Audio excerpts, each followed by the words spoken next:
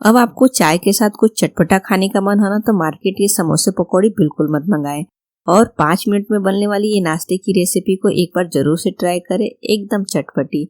तो इसे बनाने के लिए यहाँ पे 2 आलू को हमने बॉईल करके ले लिया है। आलू जो है मीडियम साइज का है तो 2 लिया है, अगर बड़े साइज का है तो 1 भी लेंगे तो भी नाश्ता बनकर तैयार हो जाएगा। आलू को अच्छे से मैश करेंगे, ऐड करेंगे 1 बड़े चम्मच कुटी हुई अदरक और हरी मिर्च, 1 छोटी साइज का बारीक कटा हुआ प्याज, छोटी चौथाई चम्मच धनिया पाउडर, आधी छोटी चम्मच गरम मसाला पाउडर, छोटी चौथाई चम्मच हल्दी पाउडर, आधी छोटी चम्मच नमक, आधी छोटी चम्मच चाट मसाला पाउडर, थोड़ा सा बारीक कटा हुआ हरा धनिया और सभी चीजों को हम अच्छी तरह से मिक्स कर लेंगे।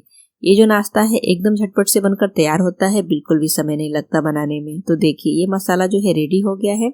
हम एक बाउल लेंगे और इसमें हम ऐड करेंगे 1 कप बेसन। बेसन को हमें छान के लेना है और अब हम इसमें ऐड करेंगे आधी छोटी चम्मच काश्मीरी लाल मिर्च पाउडर, आधी छोटी चम्मच नमक, आधी छोटी चम्मच हल्दी पाउडर, थोड़ा सा बारीक कटा हुआ हरा धनिया ऐड करेंगे और इसमें हम पानी ऐड करेंगे। तो पानी हमें एक बार में ज्यादा नहीं ऐड करना है, थोड़ा थोड़ा सा ऐड करेंगे और इसे बढ़िया से मिक्स करेंगे। बिल्कुल भी लम्स नहीं रहने देना है, बेसन में अच्छी तरह से मिक्स करना है और थोड़ा थोड़ा सा पानी ऐड करते जाना है।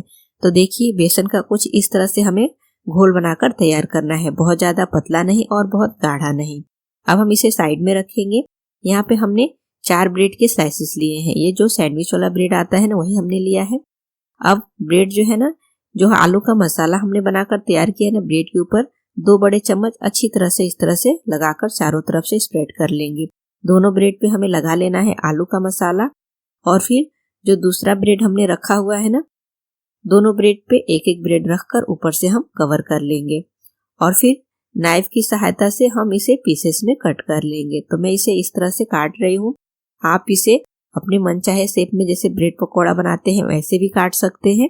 तो देखिए इस तरह से मैंने इसे काट कर तैयार कर लिया है 6 पीस में।